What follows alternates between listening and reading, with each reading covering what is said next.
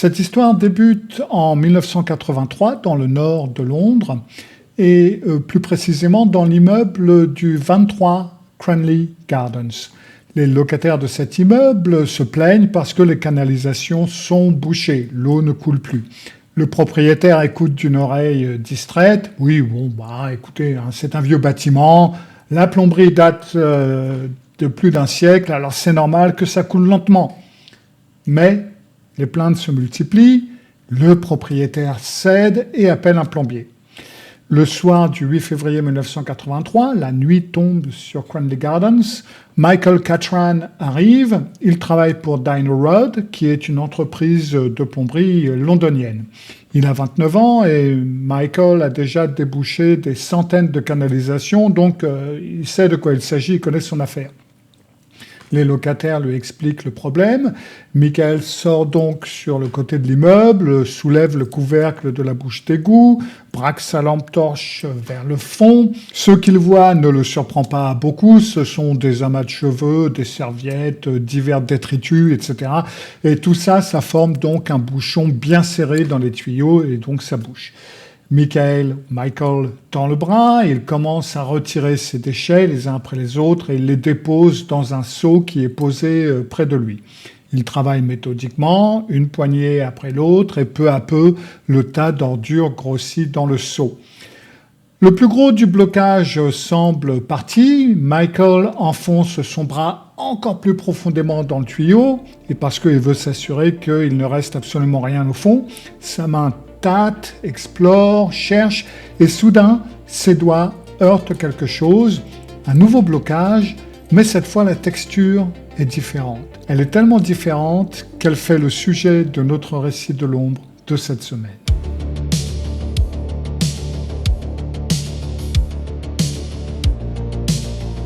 Avant tout, si ce n'est pas déjà fait, souvenez-vous de vous abonner. Et bien entendu, cliquez sur la petite cloche pour être averti lorsque je mets une nouvelle vidéo en ligne. Et bien entendu, mettez un pouce en l'air si vous aimez, commentez, partagez, donnez-vous-en à cœur joie. Donc, Michael pape l'obstacle, il essaie de voir un petit peu ce que c'est mou, c'est spongieux, il y a des morceaux durs à l'intérieur, on dirait des bâtons, des tiges, quelque chose comme ça. Donc, il agrippe une poignée de cette matière, il retire son bras et il ouvre la main sous la lumière de sa lampe. Et ce qu'il tient, ça ressemble à de la viande hachée. Mais pas n'importe quelle viande. À l'intérieur, il y a des petits fragments d'os. Michael reste figé, il a débouché des centaines de canalisations et jamais il n'a trouvé de la viande dans les tuyaux, jamais au grand jamais. Toute cette situation lui paraît un petit peu étrange, voire inquiétante. Donc, il se dit que demain, il va revenir avec son superviseur parce qu'il faut que son patron voie ça, parce que lui, il ne veut pas aller plus loin. Michael remet bien le couvercle sur la bouche d'égout et va vers son camion qui est garé un peu plus loin dans la rue. Deux locataires sortent alors de l'immeuble et l'interpellent. « Alors, vous avez réparé le blocage? Ça y est, c'était quoi alors ?» Michael s'apprête à répondre qu'il n'a pas terminé, mais les mots lui échappent. Il y a de la viande dans les tuyaux, c'est ça qui bouge tout. L'un des deux hommes éclate de rire. Ah oui, mais les gens jettent leur Kentucky Fried Chicken, KFC, dans les éviers, alors c'est pour ça. Michael le regarde, il hésite. Ouais, peut-être. Il monte dans son camion et démarre et s'éloigne dans la nuit. Mais cette idée de KFC, poulet frit, etc., ça ne le convainc pas vraiment, pour ne pas dire pas du tout. Le lendemain matin, très tôt, Michael revient à Cranley Gardens avec son superviseur, Gary Whelan, avec lui, et ils vont tous les deux à côté de l'immeuble, ôtent le couvercle de la bouche d'égout. Michael plonge la main dans le tuyau pour ressortir l'obstruction, pour le montrer à son superviseur, mais là où elle devrait se trouver, il ne sent rien. Absolument rien. Il n'y a plus rien. Le tuyau est totalement vide. Quelqu'un l'a vidé, apparemment. Michael et Gary se regardent, ils sont stupéfaits. Ça s'est pas vidé comme ça, dit Michael. Il y a quelqu'un qui est venu ici pendant la nuit et qui a nettoyé les tuyaux. Mais pourquoi faire ça et quand même nous faire venir? C'est bizarre, cette idée. Les deux hommes réfléchissent et peut-être que, par un heureux hasard, les déchets ont glissé, se sont évacués, tout seuls, peut-être. Bon, dit Gary. On va vérifier les tuyaux de chaque appartement pour nous assurer qu'aucun de ces tuyaux n'est bouché. Donc, ils inspectent les canalisations une par une par une. Tous les tuyaux sont libres, tous, sauf un. L'appartement numéro 23. Le tuyau de cet appartement est bouché, et ce qui le bouche, c'est encore cette même matière bizarre, cette viande. Michael et Gary se méfient quand même, c'est un petit peu bizarre. Quelqu'un qui s'est glissé dehors en pleine nuit, qui a nettoyé le tuyau principal, ça semble évident qu'il y a anguille sous roche, et puis cette substance bizarre qui provient d'un appartement particulier, d'un seul appartement particulier, tout ça c'est louche, très louche. Donc Gary dit « Ok, on ne touche plus à rien, il faut que d'autres personnes s'en occupent, maintenant ce n'est pas notre problème, ce n'est pas notre affaire ». Ils préviennent le propriétaire et quand celui-ci apprend qu'il y a de la viande coincée dans les tuyaux, il appelle la police. La police se présente rapidement, les agents retirent la substance des canalisations et l'envoient à la morgue et un pathologiste l'examine et son diagnostic tombe comme un coup près. Oui, c'est de la chair humaine. Plus précisément, ce qui provient de l'appartement numéro 23 appartient à un cou humain. La police retourne à Cranley Gardens, les agents montent au numéro 23 et frappent à la porte s'ouvre et une odeur atroce les frappe de plein fouet. Une puanteur de chair en décomposition. Alors un homme se tient dans l'embrasure, fin de la trentaine à peu près, peut-être début de la quarantaine, et il se présente. Bonjour, je suis Dennis Nilsson. Les policiers le regardent. Monsieur Nilsson, est-ce que nous pouvons entrer dans votre appartement ? Denis les fixe. Pourquoi ? Nous avons trouvé des restes humains dans vos canalisations. Denis ouvre de grands yeux. Mon Dieu, c'est horrible, j'arrive même pas à le croire. Alors, les policiers ne sont pas dupes. Le ton est faux, très faux, trop faux. Monsieur Nilsson, dites-nous tout de suite où est le reste du corps. À ces mots, le visage de Denis change totalement. Tout d'un coup, son expression se vide, il se retourne et d'un geste désigne sa chambre. C'est dans 2 sacs en plastique dans mon placard. Les policiers ne bougent pas encore, une question s'impose. Monsieur Nilsson, est-ce qu'il y a d'autres corps dans votre appartement ? Denis soupire, lève les yeux au plafond, un long silence. Puis, oui, il y a environ 15 ou 16 corps ici. C'est une longue histoire, ça remonte à loin. J'aimerais tout raconter, j'aimerais me confesser, mais pas ici, au commissariat. Au commissariat de police, Dennis Nilsson raconte depuis le début. Tout a commencé 5 ans plus tôt, en 1978, donc Dennis a alors 33 ans. Le 30 décembre 1978, Dennis se trouve dans un pub de Cricklewood, le Cricklewood Arms. Il boit seul, comme d'habitude. Un adolescent entre dans le bar et tente d'acheter de l'alcool. Le barman refuse de le servir parce qu'il n'a que 14 ans. Dennis s'approche de lui. « Hé, si tu veux, je peux te donner à boire chez moi. C'est pas loin, c'est juste en bas de la rue. » Le jeune garçon, qui s'appelle Steven Dean Holmes, vient d'assister à un concert de rock à Wilderson et il rentre chez lui à Kilburn. L'offre de Denis lui plaît. « Super, allons-y !» Ils arrivent à l'appartement de Dennis, au 195 Melrose Avenue. Ils boivent encore, ils boivent beaucoup, ils rient, ils s'amusent. La soirée se prolonge et à un moment donné, ils montent se coucher ensemble. Le lendemain matin, Dennis se réveille en premier. Steven dort encore à côté de lui, il est paisible, en toute innocence. Et soudain, Dennis ressent quelque chose. Il ressent une peur panique, une certitude. Dès que Steven va se réveiller, il va partir. Il verra cette nuit comme une simple aventure, il ne restera pas, il ne reviendra pas et il ne sera jamais son ami. Dennis ne supporte pas cette idée, il veut que Steven reste, il veut que Steven ne parte jamais. Son regard tombe sur le sol, sans se faire mal, et près du lit, la cravate de Steven traîne par terre. Dennis descend du lit, ramasse la cravate, il en fait un nœud coulant, remonte sur le lit, il se met à califourchon sur la poitrine de Steven, passe la cravate autour de son cou et il tire. Il tire de toutes ses forces. Steven se réveille en sursaut.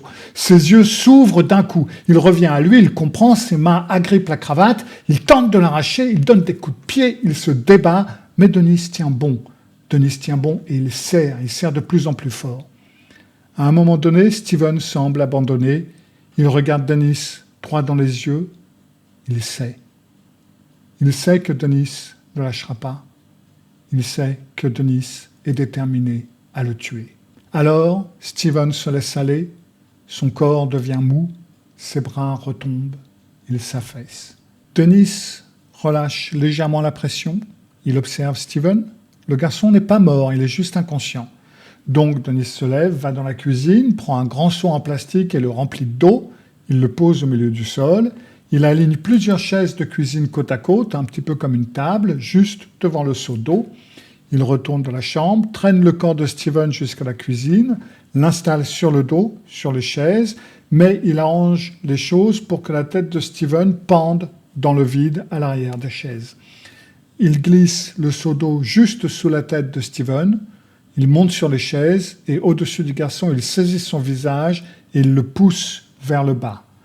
La tête de Steven bascule en arrière, sa bouche et son nez plongent sous l'eau. Dennis maintient sa prise. Steven reprend conscience, il sent l'eau envahir ses poumons, mais il ne se débat pas. Il sait que c'est fini. Des bulles remontent à la surface pendant quelques minutes, puis plus rien. Steven est mort. Dennis retire le corps des chaises et le transporte dans le salon, il l'assoit sur une chaise, puis il retourne à la cuisine et se prépare une tasse de café, il fume quelques cigarettes. Il revient dans le salon, se tient dans l'embrasure de la porte et il regarde le corps de Steven. Il le regarde longtemps. C'est étrange parce que Steven a toujours l'air vivant et Dennis lui parle comme s'il pouvait répondre. Mais bien évidemment, Steven ne répond pas. Dennis comprend quelque chose. Il comprend que sa vie d'avant est terminée maintenant. Il a tué. Il a une nouvelle vie maintenant. Et il ne sait pas comment vivre avec ça. Sa première pensée est de nettoyer Steven. Il porte le corps dans la salle de bain, il lui donne un long bain, il lave son corps, il lave ses cheveux avec soin, presque avec douceur. Puis il le sort de la baignoire, il l'habille, il le met dans son lit et il se couche à côté de lui. Dennis dira plus tard à la police qu'à ce moment-là, il s'est senti joyeux. Steven n'allait pas le quitter, jamais. Il allait rester là aussi longtemps que Dennis le voudrait. Après un moment, Dennis se lève parce qu'il doit cacher le corps, il doit le cacher quelque part dans l'appartement pour que personne ne le trouve. Il sort, il va dans une quincaillerie et il achète un couteau électrique et une grande boîte de rangement et il revient chez lui. Il regarde Steven. Il ne peut pas.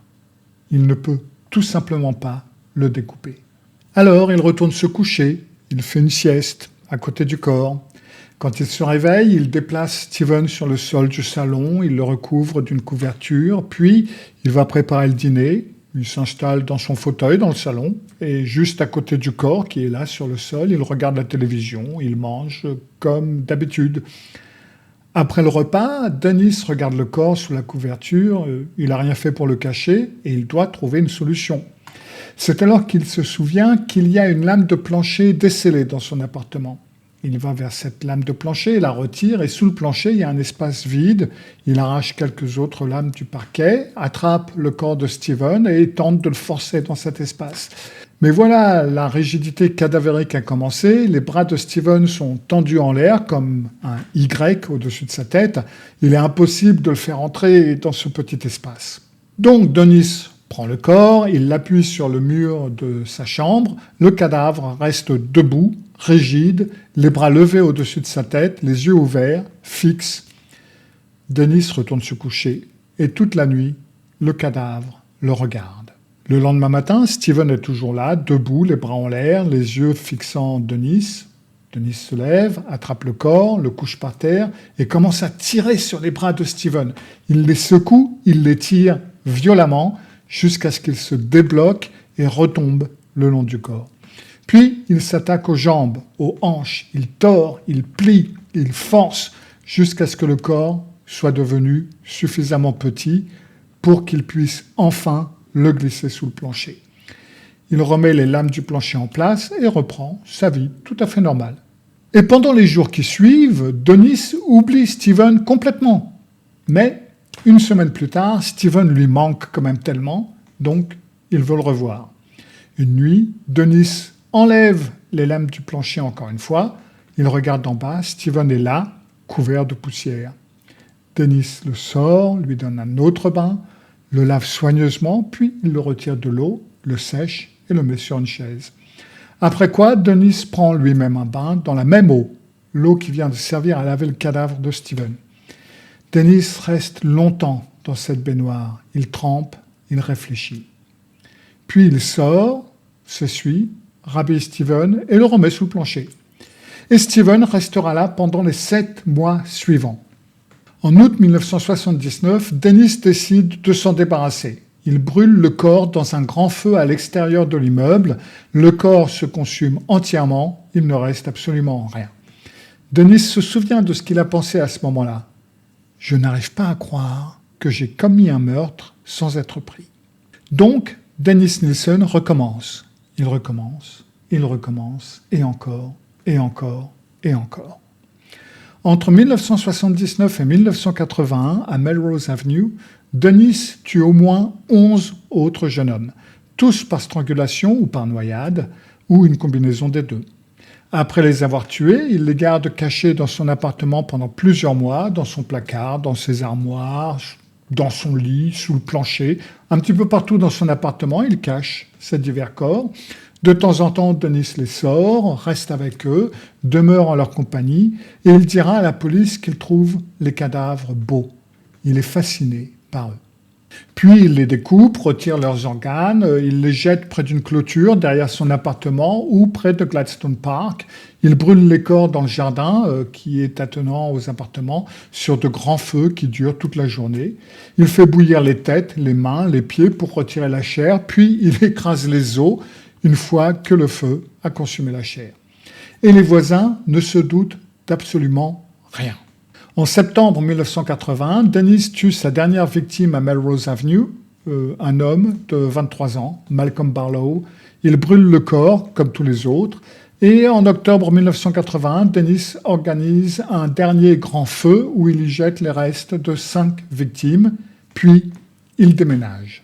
Le 5 octobre 1981, Dennis emménage donc au 23 Cranley Gardens, à Muswell Hill, un appartement au dernier étage, sans jardin ce coup-là. Dennis pense que ce déménagement va l'arrêter.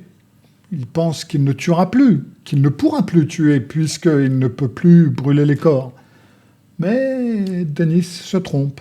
Et quelques mois plus tard, en mars 1982, il ramène chez lui un homme de 23 ans, John Howlett. Il l'étrangle, il le noie, il garde le corps pendant 3 jours dans sa baignoire, puis il le découpe sur le sol de sa cuisine, il place les morceaux dans des sacs en plastique et il les cache dans une armoire. En septembre 1982, Dennis tue un autre homme, Graham Allen, 27 ans, même processus, strangulation, découpe, sac en plastique, armoire. Le 26 janvier 1983, Dennis tue sa dernière victime, Steven Sinclair, 20 ans, strangulation, découpe, sac plastique. Et cette fois, Dennis place certains morceaux dans une armoire, d'autres dans un coffre à thé et d'autres encore dans un tiroir qui est sous sa baignoire. Et donc, Dennis a maintenant 3 cadavres découpés dans son appartement, 3 cadavres qu'il ne peut pas brûler. Il doit donc trouver une solution. Il fait bouillir les têtes, les mains, les pieds pour en retirer la chair, comme avant, puis il tente de jeter tout le reste dans les toilettes, la chair, les organes internes et les petits os. Il tire la chasse d'eau, il tire encore, et les tuyaux se bouchent, et c'est ainsi que tout commence, ou plutôt que tout se termine.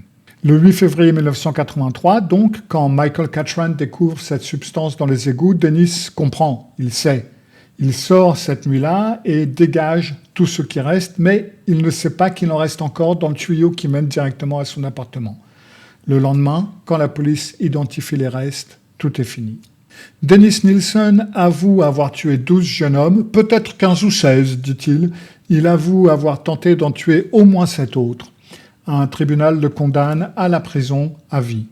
Dennis ne montre jamais de remords, il ne montre aucun désir de redevenir libre, il dit qu'il mérite d'être en prison pour ce qu'il a fait. Le 10 mai 2018, il se plaint de violentes douleurs abdominales, les gardiens le transportent à l'hôpital de York, un anévrisme de l'aorte abdominale vient de se rompre, les médecins l'opèrent en urgence et l'opération réussit. Mais 2 jours plus tard, le 12 mai 2018, Dennis Nilsson meurt d'une embolie pulmonaire et une hémorragie interne. Son corps n'a pas supporté la perte de sang et la longueur de l'intervention. Il a alors 72 ans. Ainsi s'éteint l'un des tueurs en série les plus tristement célèbres de Grande-Bretagne, le tueur de Muswell Hill, l'homme qui gardait les cadavres pour ne pas être seul. Les psychiatres qui ont examiné Dennis Nilsson lors de son procès ont tous noté la même chose. Cet homme présentait des traits de personnalité schizoïde marqués, solitude pathologique, incapacité à former des relations durables, indifférence émotionnelle, détachement social profond. En 2005, une étude scientifique publiée dans l'International Journal of Offender Therapy and Comparative Criminology analyse spécifiquement le cas de Dennis Nilsson.